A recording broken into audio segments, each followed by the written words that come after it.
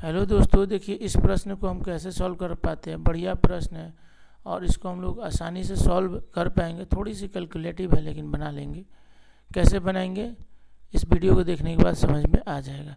Find the amount if 10,200 is invested at the rate of 8% per annum compound interest for 1:1 years when interest is compounded half early. ठीक है, कहता है कि जो amount हमें निकालना है, जबकि 10,200 रुपये इसको इन्वेस्ट किया जाता है 8% पर एनम पे, और टाइम यहाँ पर दे रखा है, हाफ अर्ली कंपाउंड होता है, तो हमें अमाउंट निकालना है। ठीक है दोस्तों, तो 8% पर एनम है लेकिन कंपाउंडेड हाफ अर्ली हो रहा है, तो यानी 4% हम लोग 3 बार ऐड अप करेंगे। तो 4% को सबसे पहले रेशियो में बदलेंगे तो 1/25 होगा, यानी ये 25 से 26 होता है, 25 से 26 होता है और 25 से 26 होता है। ये कुछ इस तरीके से होता है 3 बार। अब ये जो होता है ये आपका आ जाता है 625, और 625 का हम गुना 25 से करते हैं तो 50 25, 5 दूना 10, 2 12, और 5 छके 30, 1 1 30, 2 5 10, 2 दूना 4, 1 5, 2 छके 12। ये हो जाता है 5 2 6 5 1, यानी 15 625।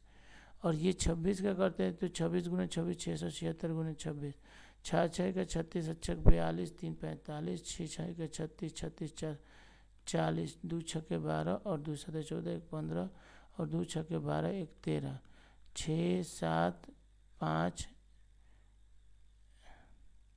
7, और यहाँ पे हो जाएगा आपका 5 और 7 7 और 1 17,576। ये हो जाएगा 17,576। अब यहाँ पर अगर हम लोग देखें दोस्तों, यहाँ पर अगर हम लोग देखें कि जो अमाउंट है वो कितना होता है 17,576 होता है, तो हम लोग क्या करेंगे, सबसे पहले तो ये करेंगे कि 10,200 को ये जो है कि प्रिंसिपल था, और ये 15,625 जो कि है वो यूनिट में प्रिंसिपल है, तो 1 यूनिट का मान सबसे पहले निकालना। उसके बाद 17,576 से गुणा कर देना, तो हमारा अमाउंट निकल जाएगा दोस्तों। तो यहाँ पर आप सोच रहे होंगे कि काफ़ी कॉम्प्लिकेटेड हमने बना दिया, तो दोस्तों कॉम्प्लिकेटेड नहीं है, ये तो सीधा सीधा हम कैलकुलेशन किए हैं, तो इतना तो करना ही पड़ेगा। ये थोड़ा सा कैलकुलेटिव है लेकिन उसको हमने आसान बनाया बस। ठीक है, हमने क्या किया, कोशिश किया कि इसको आसान बना दिया जाए।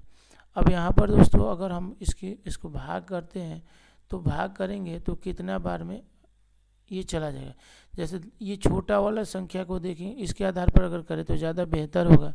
तो अगर इसको हम लोग क्या काटें कि 5,100 यानी 5100 से काटे तो 2 बार में ये कट जाएगा। जब ये 2 बार में कट जाएगा तो ये कितना बार में जाएगा, 5,100 से यानी 5100 से। 5100 से ये 3 बार में जाएगा तो 15,300 होगा।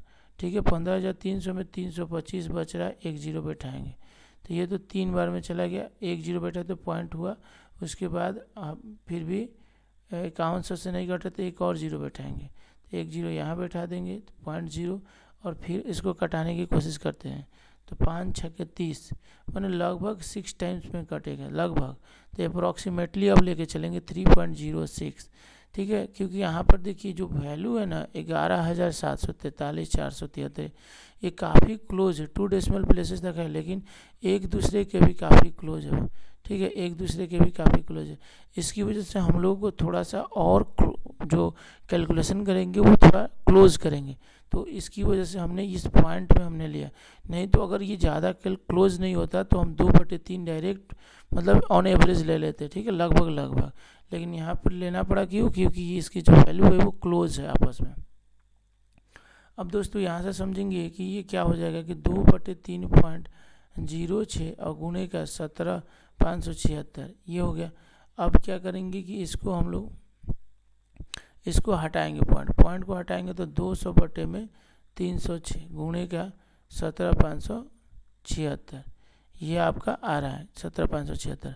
अब हम लोग क्या करेंगे इसको दोस्तों कि इससे हम लोग क्या करेंगे, इसमें भाग लगा देंगे। ठीक है, इसमें हम लोग भाग लगा देते हैं और भाग लगा के फाइनली गुणा कर देंगे, या फिर ये भी कर सकते हैं कि इसका गुणा इसके करने के बाद हम लोग क्या करेंगे, भाग लगा देंगे। जैसे भी आपको सुविधा लगे, तो हम लोग इस तरीके से ही भाग लगाते हैं।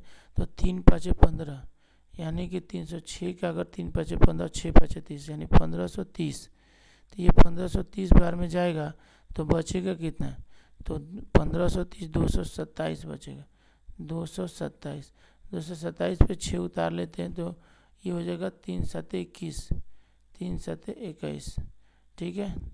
यानी कि एक बार 5 बार में गया, फिर एक बार 7 बार में जाएगा, 3 सते 21 और 7 42, यानी कि 2142।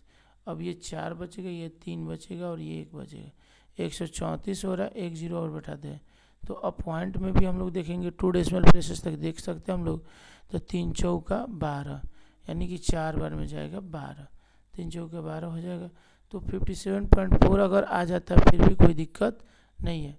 अब 54.7 को 2 से मल्टीप्लाई कर दीजिए केवल, ठीक है। बाकी 2 जीरो का हम लोग एडजस्टमेंट करेंगे।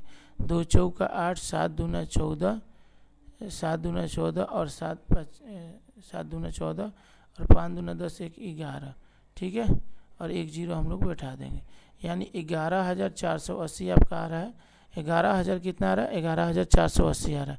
अब यहाँ पर आप क्लोज वैल्यू देख सकते हैं 11,480 के। देखिए ये जो है वो कितना आ रहा है, 11,743, ये तो पॉसिबल ही नहीं है, ठीक है। ये भी आ रहा है 764, ये भी पॉसिबल नहीं, ये 300 और ये भी पॉसिबल नहीं। अब हम लोग क्लोज वैल्यू के नज़दीक आ गए, यानी क्लोज वैल्यू आ गया 11,473, जबकि यहाँ पर आ रहा है 11,480, यानी कि एग्जैक्टली हमारा यही आंसर होगा, ऑप्शन नंबर सेकंड। तो आशा करते हैं कि आपको जो हमने अभी सॉल्व किया, जिस तरीके से हमने सॉल्व किया, अप्रॉक्सीमेट वैल्यू मानकर सॉल्व किया, तो इस तरीके से आप अगर सॉल्व कीजिएगा अगर कैलकुलेटिव मैथमेटिक्स को, तो कहीं ना कहीं आप समय को बचा पाइएगा। आशा करते हैं कि आपको ये सॉल्यूशन बिल्कुल समझ में आया होगा। अगर समझ में आता है तो लाइक से सब्सक्राइब ज़रूर करें, क्योंकि दोस्तों आप जब सब्सक्राइब और कमेंट करते हैं तो हमें काफ़ी मोटिवेशन मिलता है, और भी हम जो है वो बिल्कुल एनर्जी बूस्टिंग हो जाता है, और भी बेहतर से बेहतर हम कोशिश करते हैं कि आप सभी के लिए ट्रिक्स टिप्स लेकर आ सकें। धन्यवाद।